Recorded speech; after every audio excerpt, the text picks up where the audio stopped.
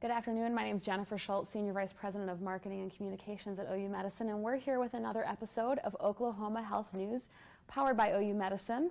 It's a beautiful Friday afternoon, and we have such a great topic to talk about today. We have Danny Cavett here, who's the Director of Pastoral Care at OU Medicine, and we are going to talk about chaplaincy services today. And so thank you so much for coming and taking the time. It's so great to see you. I'm glad to have been here. I've been here a long time, so it's always a joy to do this stuff and to help our people. Absolutely. Maybe we should start out first for those watching. What is pastoral care? Okay. Some people used to call it chaplaincy. And chaplaincy actually means a particular or a specific type of ministry. So you have preachers, some of them are called pastors, and priests, and so on down the line. Chaplaincy is specific to whatever area you're working in. So it started out, of course, since the United States began, it started out like the military. The military had their chaplains specifically for certain things with the soldiers, families. And so there's chaplaincy for healthcare. And healthcare chaplaincy is specific to the issues surrounding healthcare. And that includes not only with our patients, but their families, and then also with the staff. So a lot of times we have a training program in our department. I say the staff are our members of our congregation, and the patients are our visitors. It's kind of a... So when you say certain types, as far as chaplaincy goes, is it fair to say that chaplaincy is more denominational oriented, where pastoral care is more multi-denominational? Well, they both are, but that's a connotation that's kind of given it, but actually both of them are multi-denominational. Okay. And even when you say denominational, actually multi-religious even. Okay. I've had, not here, but in my student program, I've had people from other religions, from Jewish to Muslim to not Hindu, Buddhism. We've had several of those. And back east and west, where there's more concentration of those things, there'd be more of that. So on my department, we have, we probably have about 10 denominations represented. Oh, very nice. So when we're talking about pastoral care today, we can think about it maybe broadly as far as spiritual care, really. Is that right? A lot of places around the country call it spiritual care instead of pastoral care, because that kind of resonates with the more broader stuff. But here in Oklahoma, people relate more to pastoral care. But it is spiritual care, and that's specific definition too. So thinking about pastoral care here at OU Medicine, you know, it's been a unique time, an unprecedented time for all of us around the world with the COVID-19 pandemic. And one of the things that happened on this campus that we still are carefully monitoring and managing is maybe limiting visitation, limiting people coming onto the campus. And that's really changed the way that patients are able to interface and interact with family and loved ones. Tell me a little bit about the type of role that pastoral care played in the pandemic, and why was that role important? And to be quite honest, we still are, because of the limitation of our visitation now. In a crisis or a coping mechanism in a crisis like this, how you get through it are your connections, or your coping mechanisms. Some people don't have good ones, some people do, and then your character. So a crisis, and I'm taking a long time to get around to defining, get to your question, but a crisis is a word that just means you got to come to a point to make a decision. So the pandemic crisis is that you've got to make a decision to do something about the pandemic. And that means to stop it, the best way we know about is to kind of shut things down, sequester certain things, okay? There's some other views on that, but that's the tried and proven, okay? Problem with that, when you shut things down, you cut off some of the things that help us get through a crisis. And the number one thing, and that is your connections. Right? So just think about it. If you weren't able to be, and that's part of the problem. If a person is like a prisoner, you're cut off from all your connections. And it used to be from all connections. Now they let them have some connect. But here, then, you're cut off. Number one, if you're sick, whether you have the virus or not, you're brought in and you're cut off from your support. Okay? And you're meeting a bunch of new people. Secondly, you're nervous about, you don't know what the future is going to be. Does that make sense? Right. So if you have the virus, okay, I hear about all these people getting real sick or even dying and so on down the line. And so what's going to happen to me? So you're really insecure about your future, which really doesn't help you physically. Right. It's one of the things we can help. Right. But anyway, so connection is very important. So you're cut off, your family's cut off, because they're used to coming. And so there's even a verse in the Bible that says, yea, though I walk through the valley of the shadow of death, I'll not fear evil because you're with me. Yes. Make sense? So presence is a very, very important necessity. Okay? We all get scared. We want someone with us. Okay? I remember walking to a place with my daughter, and it was dark, and she was scared. She said, Daddy, you got to hold my hand. There's a monster out there, and type of thing. I said, well, Dad's with you. He said, okay, we're okay, because someone's with you. Well, they don't have that. They want to be there. Does that make sense? They want to be there. And they have their own insecurities of family members, because even though they might not be able to do anything medically speaking, at least they could be there to hold a hand. Right. So I find a lot of moms, for instance, when I first started kids, you know, feeling I feel so useless. I'm sitting here at the bedside, and my loved one, my daughter or my son is real sick. I said, yes, but the most important thing is that you're here. And to help you realize that your presence here, even though they might not be awake, but they still know you're there or not. So that's the importance of having someone here with you when you cut that off. Right. That makes the crisis level even more. When you talk about crisis, you have to also talk about stress. Stress is, what is stress? You say, that's a good question, right? Yeah, it is a good question. So, now he's interviewing me. So if you were to take a table and get a table here, and it's only about that size, and I was to take a ball or a block and put 2,000 pounds, a ton, on that table is made to hold things up. But it's not made to hold up a ton unless it was made specifically for that. Make sense? Yep. Stress is pressure. Does that make sense? Yes. So when you get pressured and you got the unknown, you get your loved ones to help you. They're not there anymore. You're concerned about people at home and you can't do anything about it. You're concerned about perhaps insurance. Do I have insurance? Is it going to pay? Who's going to pay the bills? All these other little things. And you think, well, I might even die. So more pressure. You get my point? And you don't have any support. Right. So and then the outside, your family are out there and they're feeling the same kind of pressure. So you're on both sides. So this crisis, word crisis means a point where you got to make a decision, and you can't make some of these decisions, which raises the pressure point. And a lot of people just can't take that. And so in this stuff like this, like any crisis like this, you'll have more suicide. You have more people doing not good things. Right. So our role on that would be to help that connection. Does that make sense? Yes, it does. Now here's a dilemma.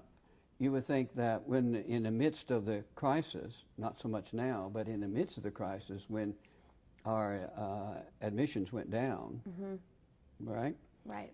You would think, okay, you're less busy. Not so. We're actually even more busier. Trauma still came in, right? But when the traumas came in or people come in, all of a sudden they can't come in, the family. Yeah. And if they can't come in, a lot of times we were having a hard time finding family. whereas a lot of them would come in before. So it took us a lot more time to find, which is one of the roles we have in the trauma center. Yes.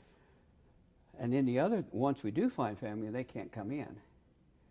So they want to be here, so what do? So they're either across the street because they can't come in, or they're told to park in the parking lot, but they got to stay in their car. Now, I've not only found that here, but also in other hospitals where the families have to stay out in the car. Here, though, you have us, and what we do then, if we know they're out in the car, then we will go out and talk to them on a regular basis. Well, it takes time for us to go out to the parking lot or go across the street on 13th and talk to the family, and then they'll call, and then they give us we give them our phone number for the chaplain on call there, and they call you up every 15 minutes. So what's happening, because of the disconnect, we're having to do more work to try to connect them. And of course, with the virus people and those that are in more isolation, we've used now, thanks to you all, we have more iPhones and the iPads where we can at least see them. Yes. So I like this concept of facilitating connection and how you talk about stress, because I think all of us are feeling that to a certain extent when you think about self-quarantine. And we've defined that on this platform as talking about social or physical distancing is what we're doing right now, where we're separated, we're 6 feet apart. But then there's quarantine, which is staying in your home. And then there's isolation, which is a lot more around if you have been exposed to COVID-19, have symptoms of it, where you're completely by yourself, maybe isolated in a room. But the quarantine piece, in a lot of ways we say, well, we're very connected. We have video chat and we have video conference and things like that. But that is a huge challenge of the pandemic. Tell me a little bit about how you're seeing that come into play for families, either the challenging aspects of it or the connection pieces, because we are doing video connections for our families here. Well, that's we've had a little experience with that anyway, because at our place, we have bone marrow transplants, and with bone marrow transplants, those patients are isolated because they don't have an immune system. All right? And I actually had a bone marrow transplant years ago. So I have experienced that isolation. There's nothing like just being there and touching. Right. So that is your goal, is to be able to do that. And so when you can't do that, you try to do the best things. And so people then will have to, what would be your next best thing for you? Does that make sense? What would be most helpful to you? That's where we would go. Would me coming out and talking to you be better than you calling me on the phone? Or if I can get in there and get, if they're not awake, then we can get an iPhone with a FaceTime type of thing, which you're allowing us to do. It depends on what's going to help them the most, and they tell me. Right. That makes sense. So that's part of our training, is learning that no matter what it is, if it's that or whatever thing, you tell me what's going on with you. How can I help you? Right, right. So how can a patient access chaplain services today if they're inpatient with us, or pastoral care services? Yeah, pretty easy. You can call the operator and ask for the chaplain on call. So we have because we're so busy, we answer every trauma, every crises. So we do 30-some crises a day. So have to have someone here 24/7. Yeah. So all they got to do is call the operator and ask for the chaplain on call. If they're in the hospital, then the nurse can call us. So thinking about the pastoral care team, spiritual care, what's the role in the care team that you and your team play? Okay. Spiritual care, well, let's define that first. What is spirituality? I have fun all the time with my new students come in. A lot of the students are already ministers even. And I'll hit them with the first question. Okay, you're here. We're going to provide spiritual care. What's spirituality? Going to church? That's a extension, but that's not spirituality. Mm-hmm. Something you might do if you're a spiritual person. Mm-hmm. So spirituality is helping you. Spirituality is giving you breath. Mm-hmm. The word spirit is a Greek word that we use in medicine, and the word is pneumo. Mm-hmm. Now, what are our virus people dying of? Lung problems, Uh-huh. breathing problems, Uh-huh. or pneumonias. Yeah. You see? Mm-hmm. And spirituality comes from that word, breath. Mm-hmm. So spirituality is a part of you. So you got a physical, Mm-hmm. you've got a mental, and you've got a spiritual. Mm-hmm. And no matter what you believe, even if you don't believe in God, you still have a spiritual part. Something in you that helps you catch your breath when you get your breath knocked out of you. Right. Disease, I'm going to play on words here, is dis-ease. Yes. Virus, the COVID virus, is dis-ease. And that dis-ease knocks the breath out of you. Uh-huh. Spirituality is what gives you that breath back. Mm-hmm. So spirituality is defined mainly by you, what gives you your breath back. I like that. Does that make sense? It does. So Yeah. your role in the process is helping patients and families find what brings breath back to That's them. exactly right. Now, for most people in Oklahoma, it's going to be some sort of a religious church related sort of things. Mm-hmm. There's certain things you can do that we know by research, especially out of Duke, that we know that if you do these certain things like go to church. Now, why is church important but church provides connection. Right. Right. And we know that people who are in tune with God, as they know God, that can't go to church anymore, they can still be in tune with God, but they still don't do well as much don't do as well physically because Right. they don't have connection. Right. So it's all part of that, okay? Mm-hmm. So if you want to define spirituality as that breath, then spirituality is your identity. Who are you? Uh-huh. You are important. Uh-huh. All of our people don't think they're so important, but you are important, okay? Your identity is, what are your values? Okay, so if your family is a great value, then you're going to be worried about your family. Well, we can help you then with your family. Make sense? Right. Thirdly is your connection. And then the last two would be what we call purpose and meaning. Now, what is that? What's the difference between purpose and meaning? If I were to take this pen, is this a pen? It is a pen, right? Uh-huh. All right, and you probably have, but does every pen look like this? It does not. All right. The first pens were like feathers, weren't they? Yep. I've got a pen in my office that is also a flash drive. All right, you've seen those? But you know it's a pen. You just know it's a pen, right? Yes. Okay, now did this pen just appear?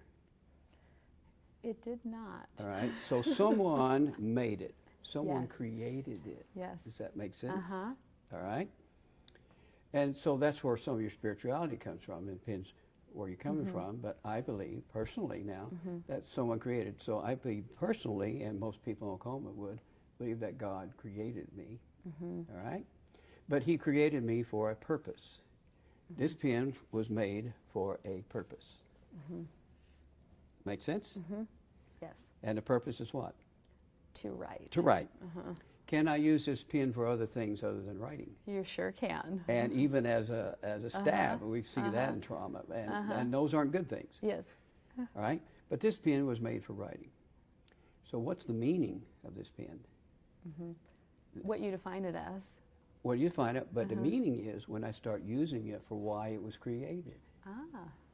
Does that make sense? Uh-huh. When I start writing with it, it was made for a purpose, and the meaning when I start using it. So when we come to a crisis like this, medically speaking, and you sort of worried about your life, your family, the legacy you might leave or not leave, you say, oh, what was my purpose?